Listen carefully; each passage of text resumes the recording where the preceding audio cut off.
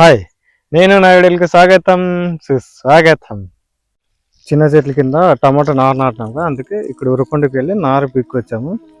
ఈ నారు మనకు వచ్చి ఒక మొక్క వచ్చి పావులా పడింది. పావులా అంటే ఇప్పుడు 25 పైసలు. అట్లా 5,000 మొక్కలు తెచ్చాను నేను ఉరకొండది. తర్వాత ఇక్కడ నాటిస్తున్నాను.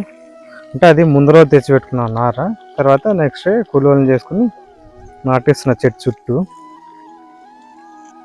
5,000 మొక్కలు అంటే చెట్టు చుట్టూ అంటే చెట్టుని బట్టి ఒక చెట్టు కింద 10 మొక్కలు పోయినాయి, ఒక చెట్టు కింద 20 పోయినవి. అట్లా అంటే వెడల్పు పాజులు వెడల్పు ఉండే దాన్ని బట్టి వెడల్పు ఎక్కువ పోయినవి. అట్లా మళ్ళీ తర్వాత సగం మానిన దానికి కావట్లేదు. ఇందాక సగం మానింది, సగం మానలేదు. అందుకే నీళ్ళు ఇడ్చుకొని ససి నాటుకున్నాను. మొత్తం ఇదంతా నాటుకున్నాను. ఎంత ఒక దాదాపుగా 300 చెట్ల కింద నాటుకుంటుంది అదంతా. అది చూస్తాం ఎట్లా, ఎండాకాలం కదా, కొంచెం చెట్ల కింద నీడికి వస్తాయి అనేదంతా ఒక కొత్తగా ప్రయత్నం చేశాను. అంటే ఇప్పుడు ఇట్లా పెద్ద చెట్లు ఉంటాయి కదా, పెద్ద చెట్ల కింద నీడు వస్తుంది ఇప్పుడు. అందుకు ఆ నీడికి ఏమన్నా ఇప్పుడు ఎండ ఎక్కువ స్టార్ట్ అవుతుంది కాబట్టి ఆ నీడి వల్ల ఇప్పుడు రేట్లు మంచిగా వస్తాయి. ఆ నీడికి ఏమన్నా కాయ కొంచెం వస్తుందని చూడాలి. ఇంకొకటి ఇట్లా పెడతారో కూడా తెలియదు మన చెట్ల కింద. మేము కొత్తగా ప్రయత్నం అంటే చేస్తాము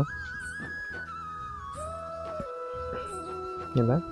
ఇంకోటి ఏమవుతుందంటే ఇవి ఇంకా పని డైలీ ఒక 2 రోజులకి 3 రోజులకి ఒకసారి ఏమవుతుందంటే, ఇప్పుడు ఈ డ్రిప్ ఏమవుతుందంటే ఈ సగమే ఇటు సైడ్ అంతా నానుతున్నది, అటు సైడ్ అంతా నానుకోకున్నట్లు. దానికి ఇప్పుడు పైప్ ఒప్పుకొని ఆ పక్క అంతా నీళ్ళు ఇడ్చుకోవాలి.